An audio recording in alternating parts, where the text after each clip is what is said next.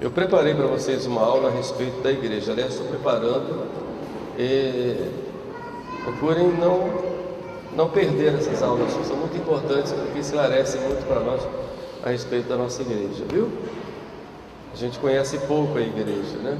Então, estou sistematizando tudo para que vocês possam, né, conhecendo, amar mais a igreja e encarar os problemas da igreja com uma visão assim mais madura. E isso é extremamente importante. Nós ouvimos muito falar hoje sobre a crise da igreja. E a gente vê tantos comentários e críticas e elogios. A internet está cheia nas redes sociais de gente comentando fatos, falando de acontecimentos, de sacerdotes, de bispos, do Papa, enfim. Muitos comentários e pouco entendimento. Então estou procurando colocar a cada semana uma instrução a respeito da nossa igreja, a Igreja de Jesus Cristo. Nós, na vez passada, na catequese anterior, nós falamos que Jesus Cristo fundou a igreja, que a igreja é sacramento de salvação, que a igreja ela tem 4 notas, é una, santa, católica e apostólica. Nós mostramos que Cristo fundou essa igreja para ser a sua presença no mundo, a igreja que é o corpo místico de Cristo, do qual ele é cabeça, e a igreja também como o povo de Deus que caminha aqui nesse mundo para ser essa presença de Cristo como sacerdote, profeta e rei, para ser o sinal entre as nações, esse grande farol, a igreja que é a única comunidade de salvação. Cristo estabeleceu a igreja exatamente para isso. Então falamos da igreja em geral. Hoje nós vamos tratar da constituição da igreja. Quem são os membros da igreja? Os Atos dos Apóstolos, e a nossa igreja ela é apostólica, foi dada por Cristo sobre os apóstolos, e deu-lhes o mandato: ide pelo mundo inteiro e pregai o Evangelho a toda criatura, e batizai em nome do Pai, do Filho e do Espírito Santo, e ensinai-lhes a observar tudo aquilo que eu vos ensinei. E os apóstolos fizeram isto, pregaram, ensinaram. E o livro dos Atos, lá no capítulo 2, versículo 42 e seguintes, falando dos primeiros cristãos, aí nós vemos já como era a nossa igreja.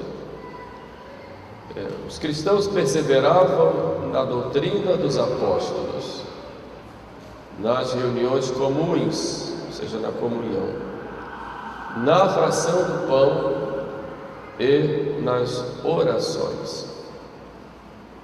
Aí nós vemos as características da igreja de Cristo. Primeiro, a doutrina apostólica, doutrina dos apóstolos. Reuniões comuns, isso significa a comunhão. Essa reunião comum não é apenas uma reunião como nós estamos fazendo agora, mas tem um sentido mais amplo. Viviam em comunhão, e essa comunhão era entre si e com os apóstolos. Na fração do pão, que é o nome que davam para a Eucaristia ou para a missa, e nas orações, mostrando aí o culto. Então, desde o início, nós vemos já essas características da igreja: doutrina apostólica, comunhão entre si com os apóstolos, depois a Eucaristia como centro e a oração como culto. Assim é a nossa igreja. Mas o que é necessário para fazer parte da igreja? Quem é que faz parte da igreja? O magistério diz que, incorporados a Cristo pelo batismo, foram constituídos membros da Igreja, participantes do mundo sacerdotal de Cristo, segundo a condição de cada um, para exercer a missão da Igreja no mundo, a missão que Cristo confiou à Igreja. Portanto, pelo batismo, nós passamos a fazer parte da Igreja, fomos incorporados a Cristo. Incorporado, essa palavra é muito importante, porque nós passamos a fazer parte de um corpo, e este corpo é o corpo místico de Cristo, como eu disse antes, do qual Ele é a cabeça e nós somos os membros.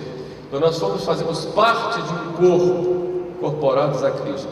E porque nós somos incorporados a Cristo, nós também passamos a fazer parte da missão de Cristo, ou dos poderes, aqui por entre aspas, de Cristo, como sacerdote, porque nós fomos consagrados pelo batismo, fomos ungidos e consagrados.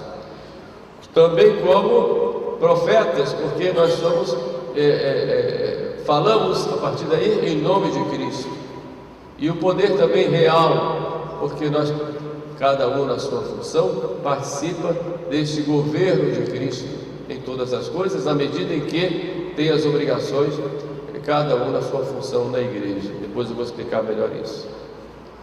É um fiel católico aquele que crê nas verdades que Jesus Cristo ensinou, a doutrina, depois, quer dizer, professa a lei e a doutrina de Cristo, aquele que é recebido pelo batismo na igreja, aquele que está unido a Cristo nos sacramentos da igreja, centralizando-se na Eucaristia, e aquele que, segundo diz o Catecismo de São Pio X, aquele que está unido e obedece ou respeita os legítimos pastores que Cristo colocou na sua igreja. Fiel é toda pessoa que é batizada. Todos somos fiéis. Às vezes existe o costume de falar, os padres falam, os fiéis estavam lá, mas na verdade o fiel é todo que é batizado. Agora, entre os fiéis existem os fiéis que são ordenados e fazem parte da hierarquia. Existem os fiéis não ordenados, que são os leigos. Então a igreja tem clérigos e leigos. Os clérigos são aqueles ordenados, receberam o sacramento da ordem. Os leigos são os não ordenados. Dentre sacerdotes, ou melhor, dentre clérigos e leigos, há na igreja um grupo, uma classe, enfim, há pessoas que espelham pela prática formal dos conselhos evangélicos de pobreza, castidade e obediência, o munus da santidade, podemos dizer assim, não é munus, mas o próprio aspecto da santidade da igreja, que são os consagrados e consagradas, os religiosos e religiosas. Entenderam? Então nós temos clérigos e leigos, e com clérigos e leigos temos uma classe, que são os religiosos, que pela prática dos conselhos evangélicos espelham a santidade querida por Cristo para a sua igreja, na radicalidade do evangelho. Mas todos somos fiéis. Nos fiéis destacam a hierarquia, que são, como eu disse, os ordenados e os leigos. A hierarquia, a palavra hierarquia significa ordem sagrada. Hierarquia, vem do grego, ordem sagrada. Então, aqueles que foram consagrados pelo sacramento da ordem, que são os diáconos, os presbíteros e, sobretudo, os bispos. O bispo e o presbítero possuem aquelas faculdades dadas por Cristo para serem outros Cristos, participantes da cabeça do corpo que fazem parte da hierarquia. Como os presbíteros e os bispos, os diáconos. Diácono é aquele servidor, uma vocação de Cristo. O servidor, ela se expressa de modo específico no diaconato. O diaconato é o servidor da palavra, o servidor da Eucaristia ou liturgia e o servidor da caridade. É aquele que serve. Já os apóstolos instituíram os diáconos, porque havia necessidade de quem servisse e eles se dedicassem mais à oração e à pregação. Os 7 primeiros diáconos. O primeiro cristão a ser martirizado foi o diácono Santo Estevão. E a igreja teve muitos diáconos, ainda tem hoje, mas no início, até o século VII, os diáconos exerciam assim um trabalho espetacular, de destaque. Houve na igreja muitos diáconos que foram a Papa. São Gregório era diácono, foi eleito Papa. Gregório Magno. E vários outros. Até o século VII, os diáconos faziam um trabalho assim muito de destaque, né? Eram como chamados os ouvidos do bispo, né? Eles faziam todo esse contato do bispo com o povo, né? Depois, com o passar do tempo, com a criação das paróquias rurais, o diácono não podia celebrar, então os diáconos foram sendo ordenados presbíteros. Já havia os presbíteros, sempre houve desde o início, né? Mas aí o diaconato passou a ser apenas uma ordem transitória, né? Para se chegar a ser sacerdote. Ultimamente restaurou-se o diaconato permanente, e ainda precisa evoluir muito para voltar aos velhos tempos, mas de qualquer forma é possível haver hoje o diaconato permanente. Bom, mas se destacam aí os presbíteros e os bispos. Bom, e são aqueles que têm o ministério ordenado. Como é a constituição, pois, da nossa igreja? Cristo, em primeiro lugar, constituiu a sua igreja como um colégio apostólico, com 12 apóstolos. Um deles traiu, Judas, foi substituído por São Matias. E sobre esse colégio apostólico, Jesus Cristo constituiu essa sociedade visível, ao qual ele deu o nome de igreja. E deu uma missão a esses apóstolos. Antes de dar a missão, ele os ordenou, os constituiu bispos. Na última ceia foi quando houve a ordenação deles. Foram constituídos bispos os amigos do Senhor. Já não nos chamam servos, mas amigos. Prometeu dar-lhes um poder chamado poder das chaves.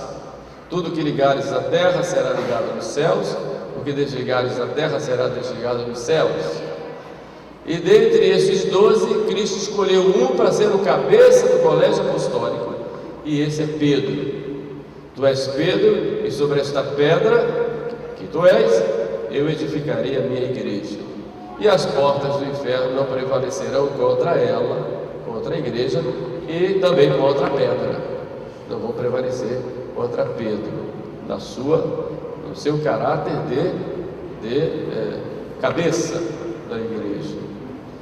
Pedro poderia correr o risco de cair, então, na fé, e Cristo disse: eu roguei por ti para que tua fé não desfaleça, e tu, uma vez convertido, confirma os teus irmãos na fé.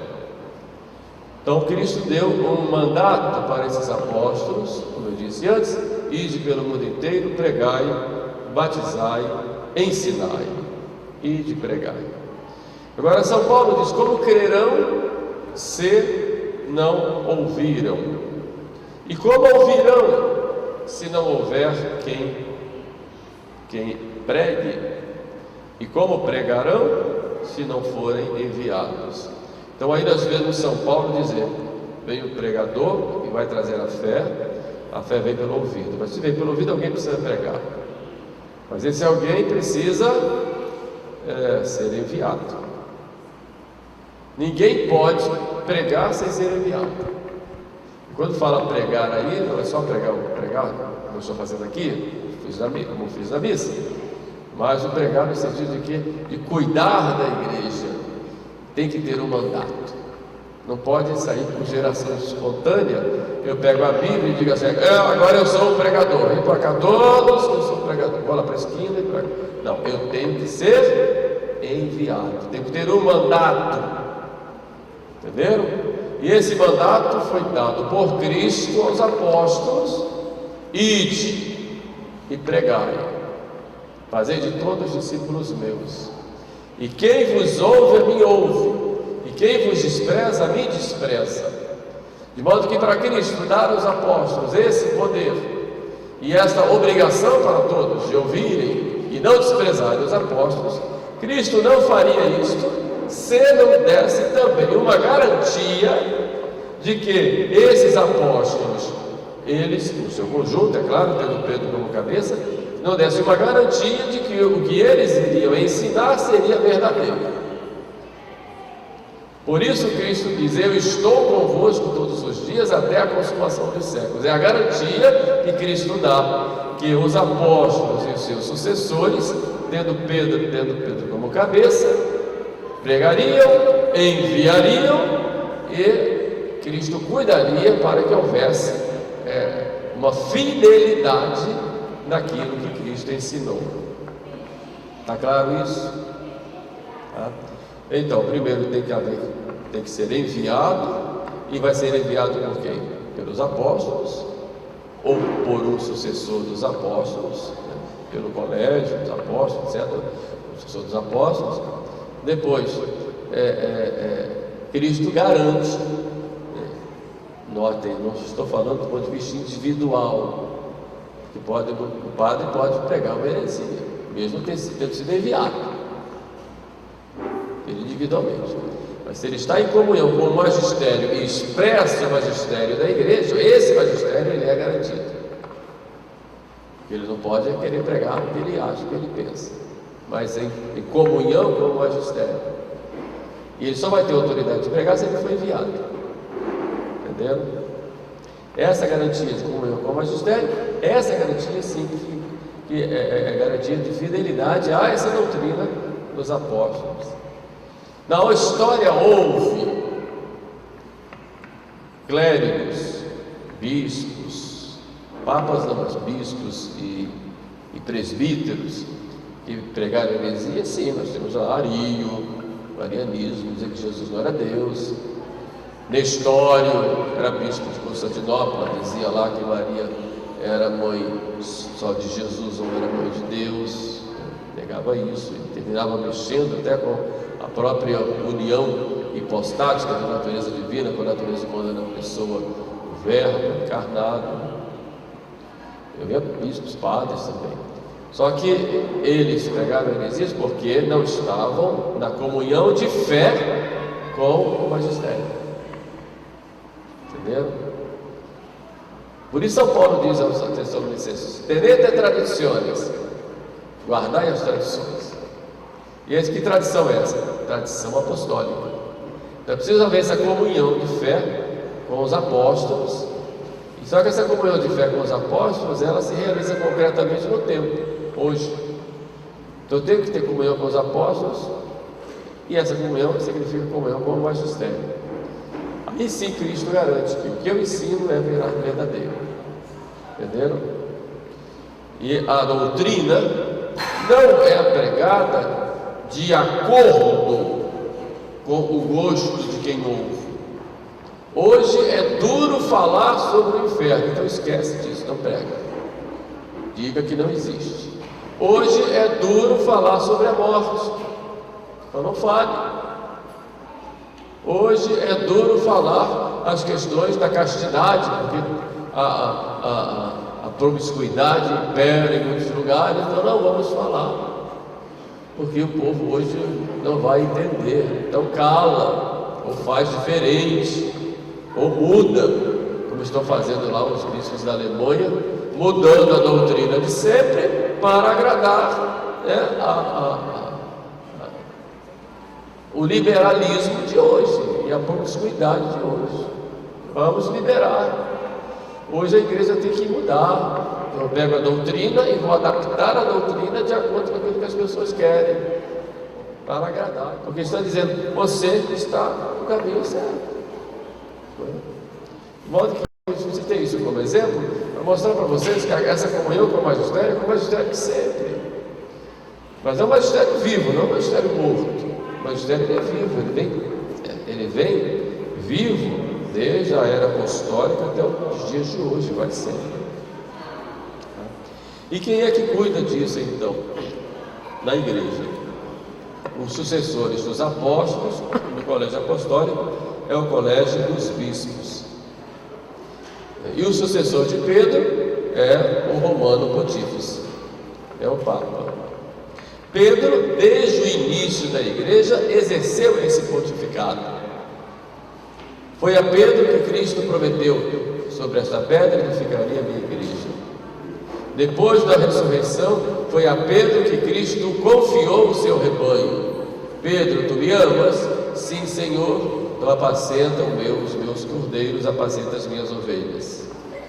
Quando Cristo ressuscitou e Madalena o viu, Cristo disse: ide dizer aos discípulos e a Pedro que eu vou preceder a Galileia. Por que fez essa distinção? Diga a todos e a Pedro, porque Pedro era diferente. São Paulo, quando diz que Cristo apareceu, nossos irmãos, apareceu a Cefas. Houve uma aparição só a Pedro, porque Pedro ia ter a missão de confirmar na fé, e essa confirmação na fé, ela tem seu fundamento na ressurreição de Cristo. Apareceu a Pedro, lá São Paulo apareceu. São Paulo, quando se converteu, ficou um tempo lá no deserto, recluso, em meditação, em estudos, né?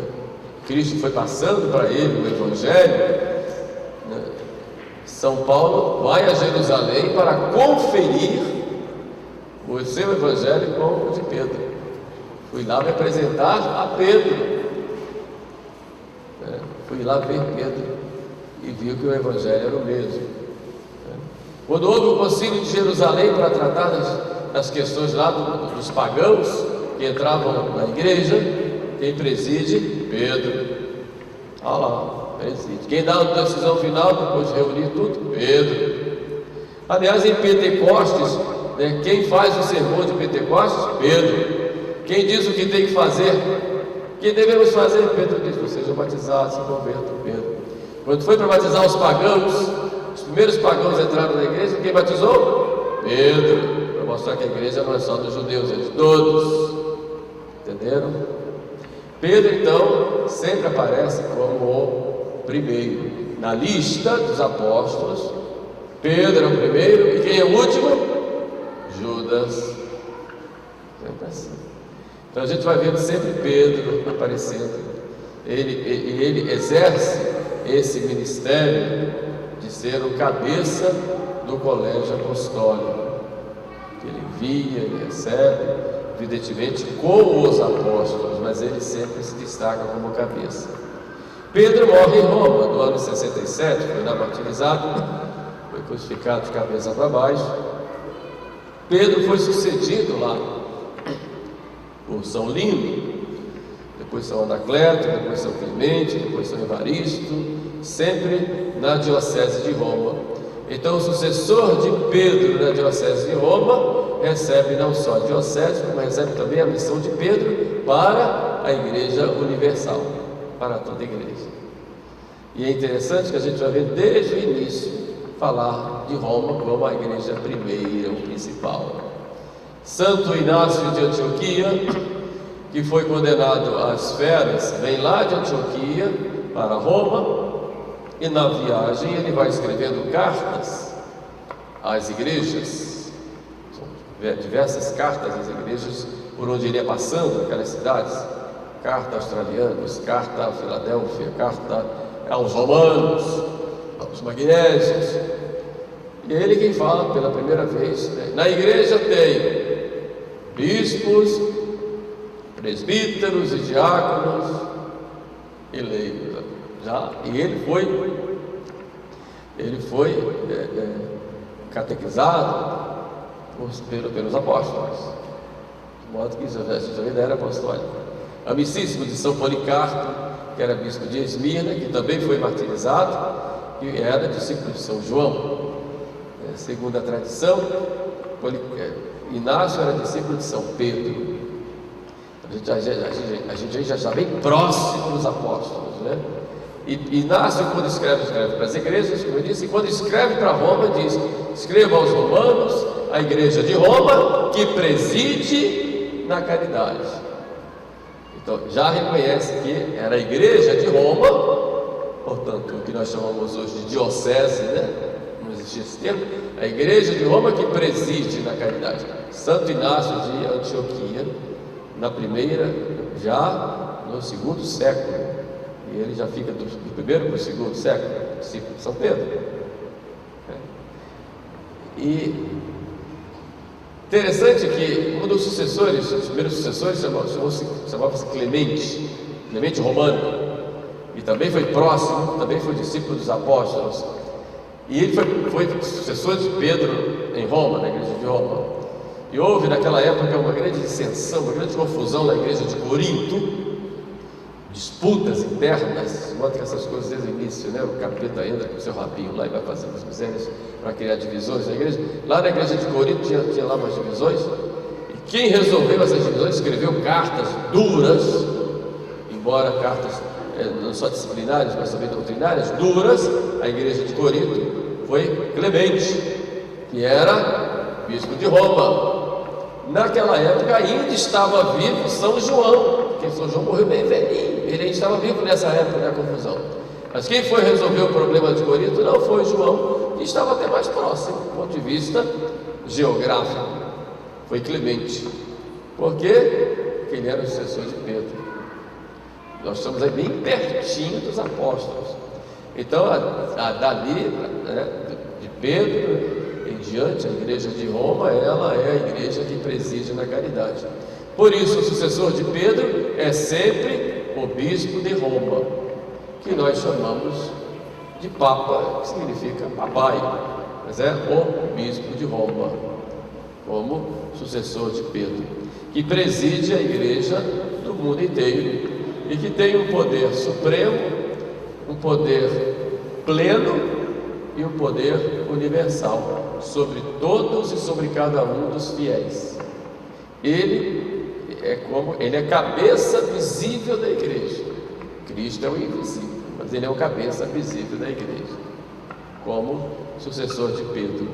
Por isso é chamado de vigário de Cristo, embora cada bispo seja também na sua diocese vigário de Cristo, mas o Papa é vigário de Cristo para o mundo inteiro, para todos os fiéis do mundo inteiro.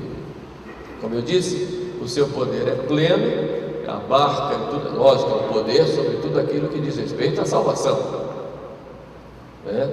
Ele não tem o poder de chegar na NASA lá e dizer tem que fazer isso. Claro que não. O poder dele é o que diz respeito à missão da igreja. A gente vai ver daqui a pouquinho. Mas ele tem esse poder. E como ele, esse poder é pleno, é o supremo, quer dizer, não tem ninguém acima do Papa, nem para julgá-lo. As pessoas dizem, mas o concílio pode julgar o Papa? Não. O concílio tem um poder maior que o Papa? Não. Isso é uma heresia chamada de conciliarismo, que já foi condenado pela igreja. Vai vir o concílio e vai julgar o Papa? Não. Ele tem o poder supremo, pleno, supremo e universal sobre todos e cada um dos fiéis, né? E como bispo de Roma, o magistério diz que ele é o perpétuo, invisível, princípio e fundamento da unidade, quer dos bispos, quer da multidão dos fiéis. Então ele é o princípio perpétuo e visível. Por isso não se pode dizer que a igreja não tem Papa. Isso vai contra essa doutrina. Cristo constituiu a igreja, constituiu o primado de Pedro, perpétuo. Dizer que a igreja não tem Papa vai contra isso. Dizer que o Papa é herege, por isso ele perdeu o papado, é ir contra o que Cristo ensinou. Pedro, eu roguei por ti para que tua fé não desfaleça.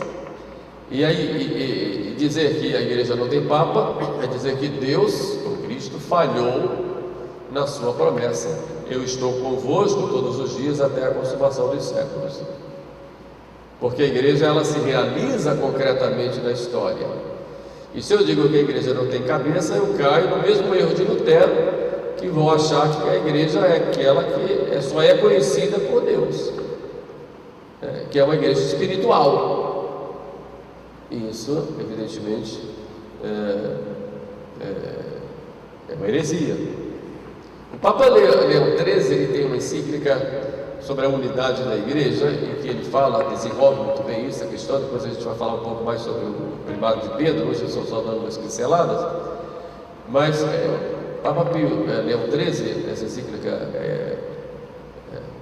sobre a unidade da igreja, ele quando fala de Pedro e do sucessor de Pedro, ele coloca bem claro que Cristo disse: eu edificarei a minha igreja sobre a pedra. Então a pedra passa a ser, por Cristo, como o alicerce do edifício. E o alicerce, ele constitui parte do edifício. De modo que, se você retira o alicerce, você também retira o edifício. Então, o que diz o Papa? Papa Leão XIII. Estou aqui repetindo, e eu só repito essa lição. Não tenho doutrina minha, doutrina da igreja. Aceite ou não aceite, aí vai da vontade de cada um. Diz lá o Papa Leão XIII. Então, o fundamento é Pedro. E sobre Pedro, a igreja. Se eu tiro o fundamento e dizer ele não existe, o que eu faço? Derruba a igreja. E se eu digo que a igreja se derrubou, eu digo: Cristo prometeu algo que não cumpriu, as portas do inferno prevaleceram. Entendeu? Então esse princípio e fundamento é perpétuo. É lógico, houve papas muito santos, houve papas menos santos, e houve papas que a gente não pode colocar como pessoa, do ponto de vista pessoal, como modelos, do ponto de vista de santidade.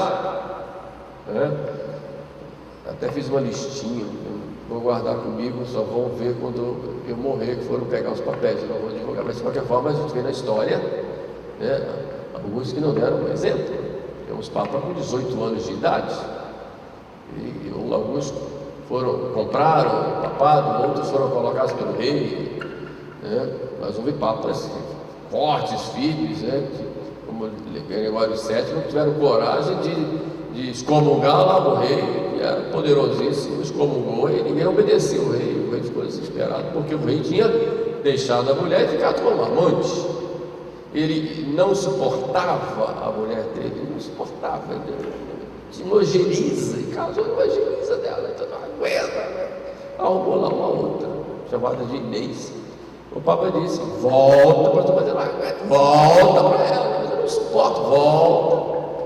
Então voltou, ainda pegou a mulher verdadeira dele, trancou no mosteiro lá. O Papa disse: não quer obedecer, está excomungado. E um rei ser excomungado naquela época, o povo todo católico, o rei dizia: faça isso, ninguém fazia. Eu obedeço aqui, não obedeço, nem nada. Chegava num lugarejo, uma cidade que não tinha ninguém para receber. O Papa, ele teve que pedir perdão. O Papa não recebeu, ele ficou do lado de fora, lá no meio da chuva, e o Papa deixou, mas ele morreu. Até ele pedir perdão e volta com sua mulher. Tempo bom, né? Tempo bom. Em que a filosofia do Evangelho governava as nações. Então houve papas com essa fibra, mas não houve outros, infelizmente, e como o Júlio II, que estava mais preocupado com a guerra, em fazer guerra, com as estátuas, com os mecenas do que com o resto. Embora tenha feito coisas boas também, não quer dizer que foi só coisa errada. No Alexandre VI, por exemplo, o Ângelus que nós temos hoje, o Alexandre VI coloca bonito, mas também teve uma vida terrível, com a amante, com o filho, etc. Mas de qualquer forma, em matéria de fé, disciplina de fé, moral, Cristo garante. E a gente, quando falar da infalibilidade pontifícia, a gente vai se deter mais nesse ponto, porque Cristo constituiu esse princípio fundamental da unidade da igreja perpétuo. perpétua. É claro que às vezes a nossa vaidade diz: eu prefiro não obedecer, aí vou fazer a minha igrejinha, vamos ali para um cantinho e faço do meu jeito. Só que ele pergunta: quem te enviou? Aí ele diz: a igreja. Quem? Na verdade, quem enviou fui eu mesmo. Você fala em nome de quem? Quem te enviou não tem mandato. Essa é a questão. Por isso São Paulo fala: como haverá pregadores se ninguém enviou? Isso é coisa muito séria, que diante da crise da igreja a gente chega a achar que vale tudo. Vamos devagar, vamos olhar o que diz a doutrina.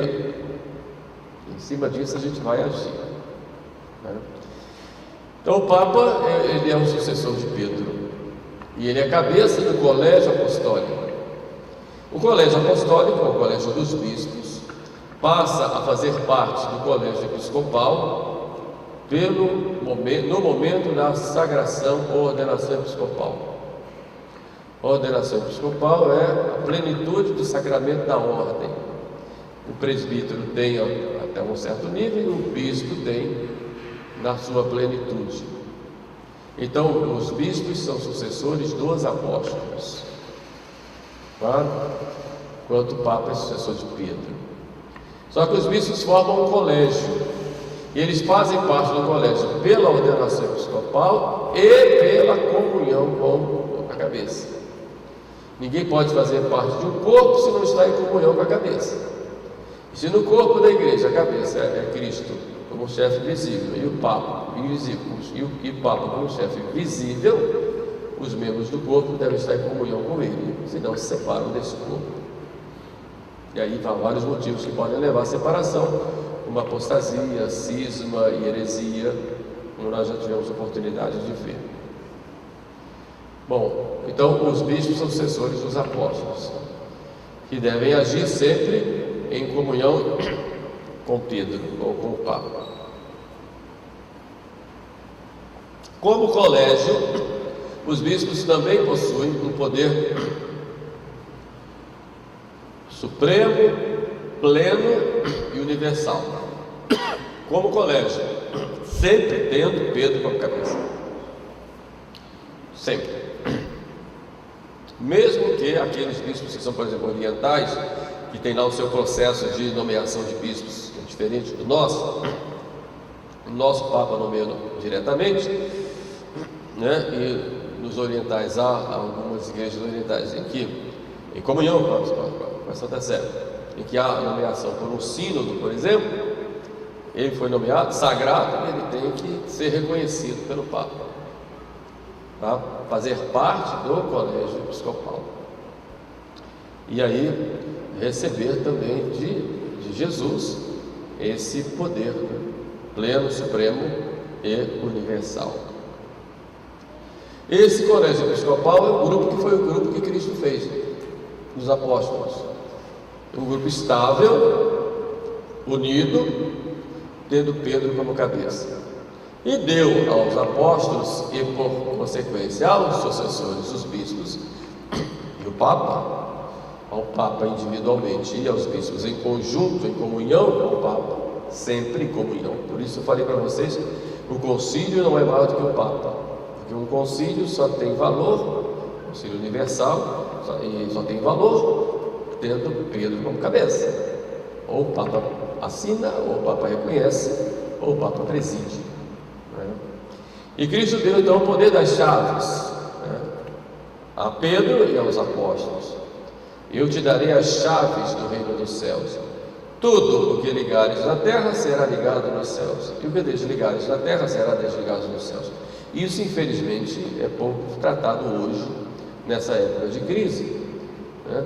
Porque a gente se esquece muitas vezes que eles têm o poder das chaves. Ligar e desligar. E dar o poder das chaves naquela época de Cristo era dar um poder pleno. Eu te darei as chaves do reino dos céus. Dar as chaves significa que você vai ter um poder pleno sobre os meus bens, de modo que as suas ações serão as minhas ações. Era tal a confiança que se dava a quem tinha chaves. E quando Cristo diz: eu te darei as chaves do reino dos céus, as chaves te darei, você vai ter todo o poder supremo, como eu tenho. Você vai ser a minha presença aí. Então o que você fizer é ligado lá, desligar aqui, desligar lá. Depois deu aos apóstolos e depois deu a Pedro individualmente. Eu te darei as chaves, apacenta os meus cordeiros, apacenta as minhas ovelhas. Os bispos são sucessores dos apóstolos. Eles agem nas suas igrejas particulares ou nas suas dioceses, agem como vigários de Cristo em comunhão com o sucessor de Pedro. Agem individualmente. Um bispo sozinho é infalível? Não. Não. Em comunhão com o magistério, se ele expressa aquilo que o magistério de todos os bispos, pelo menos moralmente de todos os bispos, em comunhão com o Papa, aí também ele goza de infalibilidade. Por isso, os bispos reunidos em concílio, quando eles definem ou, essa palavra muito esquecida, concordam com uma doutrina em comunhão com o Papa, isso é infalível. Entenderam? Se há uma concordância do colégio dos bispos, reunidos em concílio, mesmo ou espalhados no mundo inteiro, ou reunidos em concílio, sempre em comunhão com o Papa, sob a presidência do Papa, ou reconhecidos pelo Papa, quando eles definem ou concordam, há uma concordância, uma unidade sobre uma doutrina, aí o Espírito Santo garante a infalibilidade. Aí que entra o poder das chaves, entendendo? Essa concordância, tá? Isso pode ser um documento, como ata de um concílio, por exemplo, um documento aprovado, ou pode ser uma concordância, como por exemplo o dogma da Imaculada Conceição. O que o Papa fez? O Papa Pio IX, antes de proclamar um dogma, ele consultou os bispos do mundo inteiro. Consultou. Ele podia fazer sozinho? Não podia, mas ele quis consultar. Pio IX. Falando Pio IX, por exemplo, vamos dizer que porque hoje é moderno, não, mas é o correto. Houve a concordância. A concordância de como é visto nas igrejas particulares do mundo inteiro. É a fé que o povo tem na Imaculada Conceição.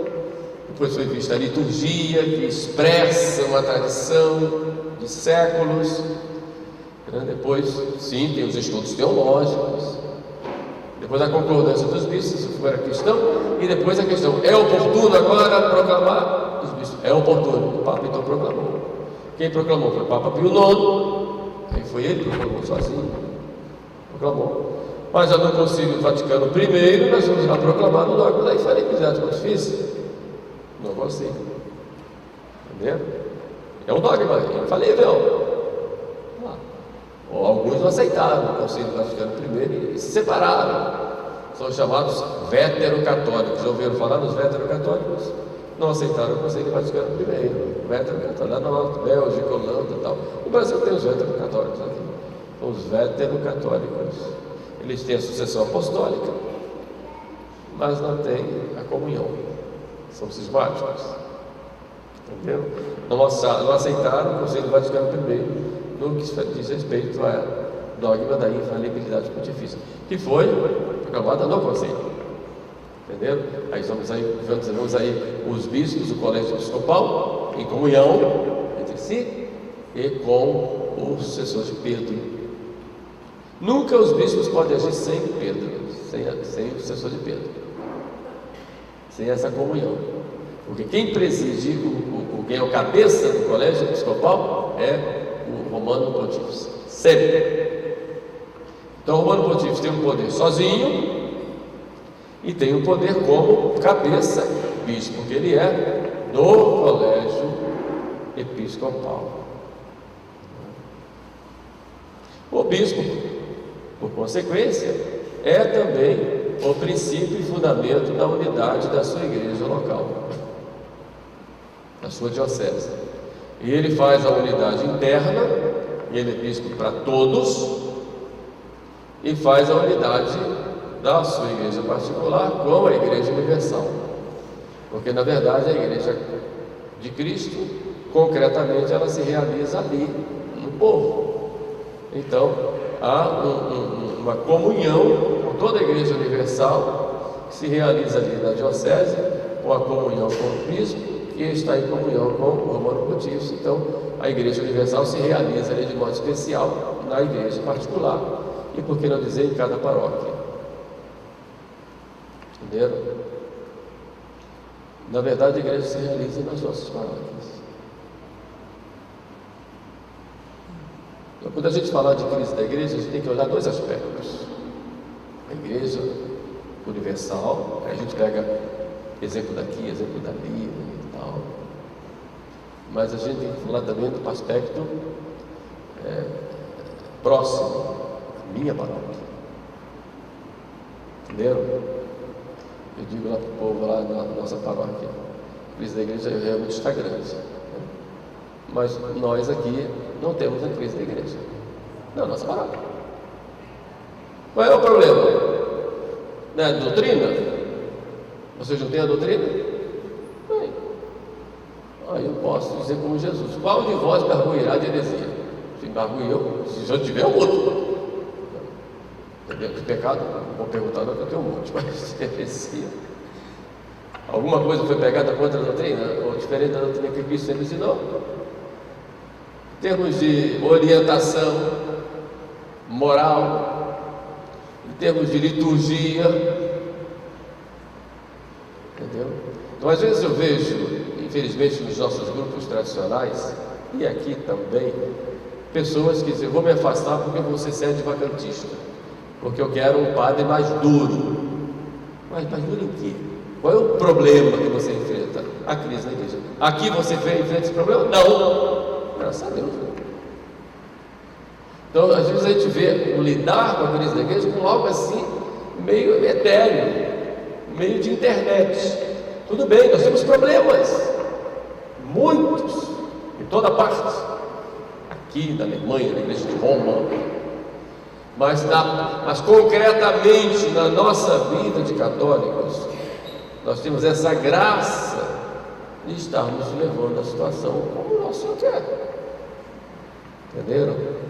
Então, às vezes a pessoa quer alguém mais duro, que vai aprontar, começa a fazer críticas, começa a brigar com todo mundo e falar de um, falar de outro.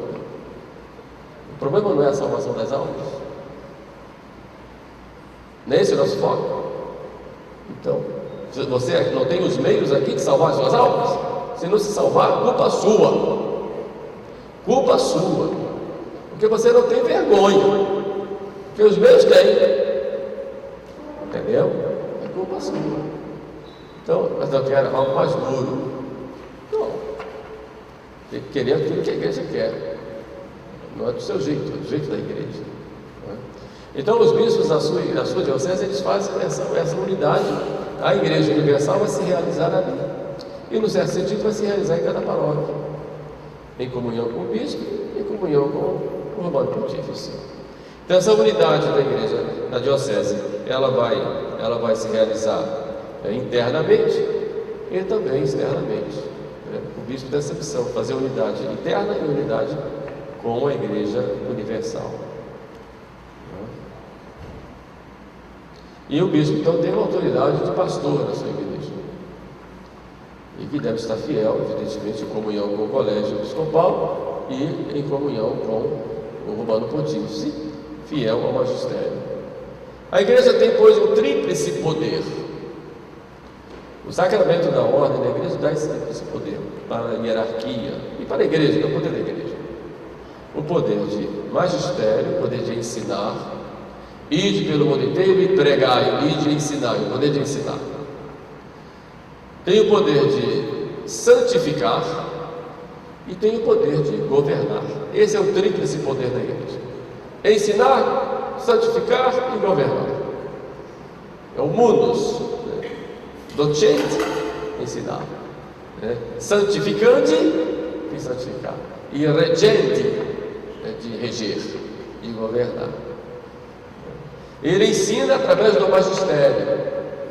As fontes da revelação são a Sagrada Escritura e a tradição.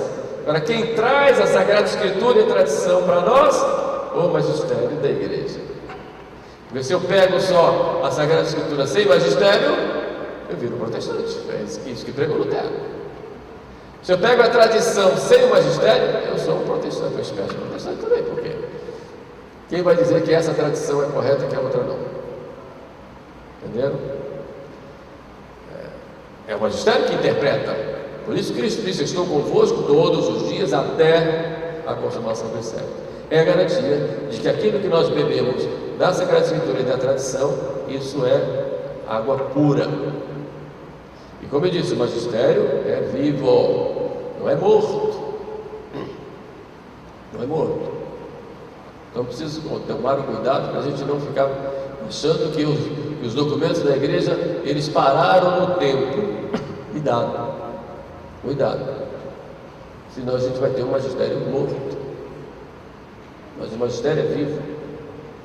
Nós tivemos oportunidade de falar aqui sobre esses pontos. Por exemplo, as questões de bioética que não existiam no século XIX, pelo menos como tem hoje. Tinha outras, mas não como tem hoje. E a gente vê que a igreja hoje, o magistério é vivo. Então pega os problemas, essa é a solução. Como tratar tais casos? A própria questão lá dos bispos, toda hora falando dos bispos da Alemanha, né? Mas assim, como exemplo, né? A questão, por exemplo, dos casais homossexuais, etc., o tratamento sobre isso. Já tem documento da Congregação da Doutrina da Fé que isso trata disso. Magistério. Tá lá. E hoje é fácil a gente chamar magistério. Vai lá na congregação, no site da congregação, hoje chama de Castério para a Doutrina da Fé, tem lá. Inclusive tem condenações de doutrinas de hoje. Condenação lá do Jacques Depie, do Sobrino, né? Chamada de atenção do Marciano Vidal, né? Questão do Leonardo Boff, Schlebeck, tantos lá, tem lá condenação, né? E tem lá esclarecimentos, orientações. É o magistério que vai se realizando vivo de acordo com as necessidades. Alguns reclamam, né, da demora. Demorou, fez tanto mal, demorou a fazer. Isso aí já é outro departamento, mas está lá. O magistério continua. O tratamento que está dando agora o magistério da igreja com relação ao grande câncer da igreja, que é a questão do abuso de menores e vulneráveis, que é uma vergonha, que é uma dor, uma chaga na igreja hoje. E da onde saiu mais um documento sobre isso, chamando a atenção e obrigando os bispos a agirem, né? Obrigando até qualquer clérigo que souber de algum caso, é obrigado a denunciar. E como vai tratar, mostra lá os documentos, os detalhes, como fazer, como tratar e tudo mais. Isso é o magistério atual. O magistério atual. É um problema, né, que se acirrou nas últimas décadas, é assim que a igreja dá uma resposta. E uma resposta punitiva. E depois uma resposta curativa para aqueles envolvidos. Então o magistério continua. Então esse é o poder de ensinar. O mundus docendi. Mas há o mundus santificante, que é o poder de santificar através dos sacramentos, sobretudo. Então a igreja tem esse poder de santificar, né, pela administração dos sacramentos. Aí todos os sacramentos, como a gente conhece. E ela tem normas para cada sacramento, exatamente para que cada sacramento atinja o seu fim. Por exemplo, né, vai casar há quantos anos, tem mínimos, né, os impedimentos patrimoniais, por exemplo. Isso é a igreja legislando sobre essa questão, né, para garantir a validade do sacramento. Né. Quando que uma missa é válida, está lá no direito canônico, né? Tem que ser, né, a igreja governando, dizendo ali, né, legislando, para ser válido, só é válido o sacramento da ordem um varão, tem que ser um homem batizado, para ser válido, por exemplo. Depois, a Eucaristia, né, só é válido a Eucaristia, o sacramento da Eucaristia, quando tem lá pão de trigo vinho de uva, entendeu? Quer dizer, são coisas que a igreja vai legislando. Quem é o ministro do sacramento tal, tem lá quem é o ministro. Quem é o sujeito, a pessoa que recebe. De modo, ali não fala de rituais também são os rituais que a gente tem. De qualquer forma, a igreja, ela santifica, pelo munus santificante. E, por fim, o munus regente, o poder de governar. E o poder de governar na igreja é legislativo. A igreja tem o poder de fazer leis. São leis eclesiásticas, sim, mas nós temos a obrigação de obedecer. Ela tem esse poder, tudo que ligares. Será ligado. Então é claro que existem aquelas leis que são leis divinas e tem as leis eclesiásticas. As leis divinas, elas são imutáveis. As leis eclesiásticas, elas podem mudar. Mas a igreja tem o poder de fazer e mudar. Por exemplo, antes de Pio XII, o jejum eucarístico era de meia-noite até a hora da missa. Então a pessoa não podia comer nada desde a meia-noite do dia anterior para comungar. E só tinha missa de manhã, não podia ter à tarde, até que a Semana Santa, o sábado santo era de manhã. Agora, é uma lei eclesiástica. Depois Pio XII coloca o jejum eucarístico para 3 horas, não é mais desde a meia-noite, porque passou a ter missa à tarde, ele diz que foi 3 horas. E vem o Papa Paulo VI e diz que pode ser 1 hora antes da comunhão. Pode mudar? Pode. Por quê? Porque é uma lei eclesiástica e a igreja tem o poder das chaves de mudar as leis, fazer leis eclesiásticas. Idade mínima para ser sacerdote, tantos anos, uma lei eclesiástica. Entendeu? Então, são coisas que a igreja tem esse poder de fazer leis. É o poder de governar. Né? Imagina uma sociedade sem lei e cada um vai fazer o que quiser. Tem gente que na igreja quer que seja assim, né? Faz o que quer, não pode. A igreja tem o poder de fazer lei. E como tem o poder de fazer leis, ela tem o poder de administrar e de executar essas leis. Então é o poder executivo da igreja, ou o poder administrativo. Então ela administra. Quando o bispo faz um decreto, por exemplo, transferindo um padre de um lugar para o outro, autorizando uma igreja a ter uma liturgia, como foi o nosso caso aqui, é o poder administrativo. É o poder da chave. Entendeu? A igreja tem esse poder administrativo, em todos os sentidos. E tudo em vista da salvação. Hein? Isso não pode perder de vista. Né? Depois o poder judiciário, a igreja tem. E a igreja, como tal, e cada bispo tem esse poder legislativo, executivo e judiciário da sua diocese. O poder judiciário é o poder de julgar aqueles que vão contra a lei, ou julgar as controvérsias, né? Ou julgar as dúvidas. Então, esse é o poder judiciário, que na igreja, na diocese, o bispo exerce sozinho e com o vigário judicial que ele nomeia para isso. Claro? Então, esse é o tríplice poder da igreja: ensinar, governar e santificar. Em poucas palavras, essa é a constituição da nossa igreja. Tudo isto em vista da salvação das almas, porque a igreja, ela é o sacramento de salvação. Cristo deixou a igreja, constituiu a igreja, nós temos a sua vontade de fazer a igreja, a sua vontade fundacional, como Ele quer que seja, Ele coloca ali, a igreja tem que ser assim. É claro que na história ela foi se enriquecendo, ela foi colocando leis eclesiásticas de acordo com as necessidades que foram surgindo, por isso Ele tem o poder das chaves, né? De ligar e também desligar, certo? Exatamente para que a igreja possa se espalhar pelo mundo inteiro, né? Agora alguns perguntam: e a conferência episcopal tem poderes na igreja? Não, ela é uma conferência. É claro que o direito pode dar algum poder, mas esse algum poder vai estar sujeito ao poder dos bispos que fazem parte da conferência. Entendeu? A conferência episcopal não é da vontade fundacional de Cristo. Pode ter? Pode, mas não de Cristo, Pedro e o sucessor de Pedro e os bispos. A conferência episcopal, ela reúne os bispos para tratarem de assuntos pastorais, cuidar do pastoral das dioceses, fazer uma pastoral de conjunto, etc. Mas uma conferência episcopal não pode obrigar um bispo a fazer uma coisa numa diocese, entenderam? Uma conferência episcopal não tem poder dentro de uma diocese. Um bispo, quem tem o poder? Ele é que é o vigário de Cristo, entenderam? É claro, no conjunto dos bispos, vamos fazer tudo juntos um trabalho pastoral aí, mas ele tem essa autonomia. A diocese, ele é que manda, ele é que tem o poder, de pastor.